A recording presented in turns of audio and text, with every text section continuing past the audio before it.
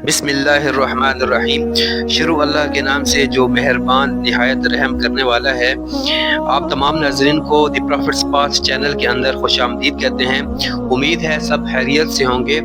आज आपके सामने इस वीडियो के अंदर जन्नत के हसीन मंज़र को पेश किया जाएगा। ये जन्नत का हसीन मंज़र कुरान और हदीस में बयान किया गया है और कुरान और हदीस की रोशनी में ही आपके सामने ये मंज़र पेश किया जाएगा। जन्नत में हमेशा बहार रहेगी, जहाँ सरसब्ज़ दरख्त, खुशबूदार फूल और नहरें बहती होंगी। अल्लाह ताला का फरमान है सूरह बकरा आयत नंबर 25 के अंदर, जन्नतें हैं जिनके नीचे नहरें बहती होंगी। जन्नत में पानी, दूध, शहद और नहायत साफ और शफाफ नहरें होंगी जो कभी खराब नहीं होंगी।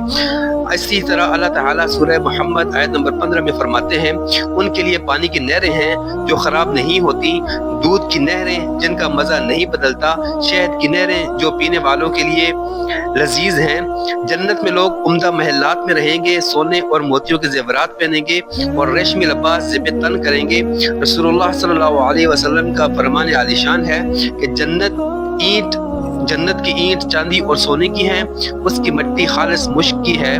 जन्नत में हर किस्म के फल, गोश्त और लजीज खानों की बेपनाह फरावानी होगी जो कभी ख़त्म नहीं होगी। रब तआला सूरह रहमान आयत नंबर 54 और 55 में फरमाते हैं, और उन्हें फलों की किस्में दी जाएंगी और जो कुछ वो चाहेंगे उन्हें मिलेगा। जन्नत में ना तो गर्मी होगी, ना सर्दी, ना थकावट होगी और ना ही कोई तकलीफ। दरख्तों के साए हमेशा रहेंगे। मोमिन मर्दों और औरतों के लिए जन्नत में पाकीज़ा साथी होंगे जो इंतहाई खूबसूरत और पाकीज़ा होंगे। जन्नत के अंदर जो सबसे बड़ी नेमत होगी वो अल्लाह ताला का दीदार होगा। जैसा कि हदीस सही मुस्लिम में आता है कि जब अहले जन्नत अल्लाह को देखेंगे तो ये दीदार उनके लिए हर नेमत से बढ़कर होगा। जन्नत का मंजर फानी दुनिया की तमाम खूबसूरतियों से कई बढ़कर है और ये एक ऐसी जगह होगी जहाँ हर किस्म की राहत, सुकून और खुशी हमेशा के लिए मौजूद होगी।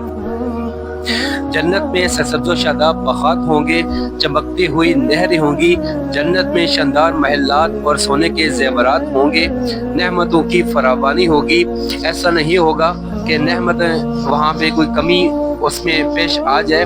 नेमतों की फरावानी होगी, जो कोई जो कुछ चाहेगा उसको वही कुछ मिलेगा। खुशगवार मौसम और सायादार दरख्त होंगे, पाकीज़ा साथी होंगे, अल्लाह का दीदार नसीब होगा। और सबसे बड़ी नेमत जो जन्नत के अंदर इंसान को मुयस्सर होगी वो अल्लाह ताला का दीदार होगा। अल्लाह ताला ने जन्नत का बयान कुरान में फरमाया और नबी पाक सल्लल्लाहु अलैहि वसल्लम ने जन्नत का बयान जो हदीस मुबारका के अंदर फरमाया, उसका मकसद नसीहत हासिल करना है।